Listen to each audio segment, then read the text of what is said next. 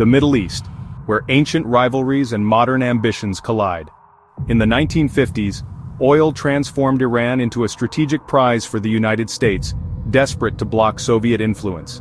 The CIA and British intelligence toppled Iran's elected leader Mossadegh, restoring the Shah to power. Iran became America's ally, buying weapons and serving as a bulwark against communism. Quietly, Israel and Iran formed a partnership: oil for Israel, technology for Iran, and shared intelligence. This alliance, however, was fragile, built on government interests, not popular support. Beneath the surface, resentment simmered. Many Iranians saw the Shah as a US puppet, and the secret police Savak crushed dissent. The partnership ignored the deep well of Iranian nationalism and religious fervor. The stage was set for upheaval, a ticking time bomb beneath a glittering alliance. What began as a pragmatic friendship would soon unravel, reshaping the region for generations. The lines in the sand were about to shift once again. The seeds of revolution had already been sown. In 1979, revolution exploded in Iran. The Shah fled and Ayatollah Khomeini returned, founding the Islamic Republic. Overnight, the US became the Great Satan. The old alliance was dead. Iranian students stormed the US embassy, taking 52 Americans hostage for 444 days, a crisis that shattered relations.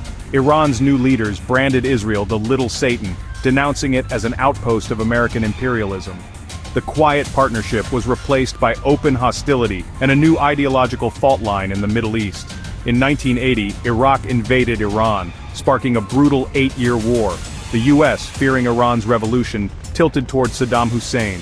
Iran, meanwhile, exported its revolution, backing Hezbollah in Lebanon, a new proxy force against Israel. The region's alliances had been upended and a new era of conflict had begun. The wounds of 1979 would shape the region's politics for decades. The axis of tension was now set.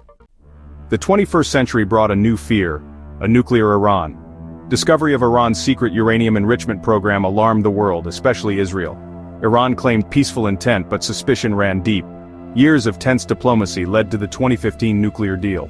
Sanctions relief in exchange for limits on Iran's program. Critics, especially in Israel and the US, called it dangerously flawed. In 2018, President Trump withdrew from the deal, reimposing sanctions. Iran resumed enrichment and tensions soared. With diplomacy stalled, a shadow war erupted: cyber attacks, sabotage, assassinations. Israel targeted Iranian nuclear scientists.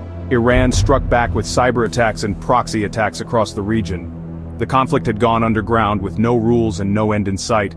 The risk of open war loomed larger than ever. The nuclear question remains unresolved.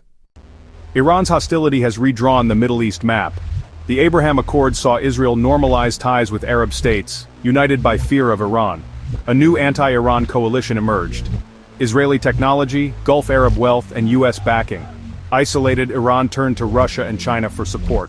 Drones for Russia, oil for China. The conflict is now part of a global power struggle. Peace remains elusive. Mistrust runs deep and internal pressures mount in every nation. Iran faces unrest and economic hardship. Israel grapples with political divides. The US questions its role. The people bear the cost, living under the shadow of war. 70 years of shifting alliances and shadow wars have left the region on a knife's edge. Without renewed diplomacy, the axis of tension remains the world's most dangerous flashpoint. The future hangs in the balance, one misstep from catastrophe,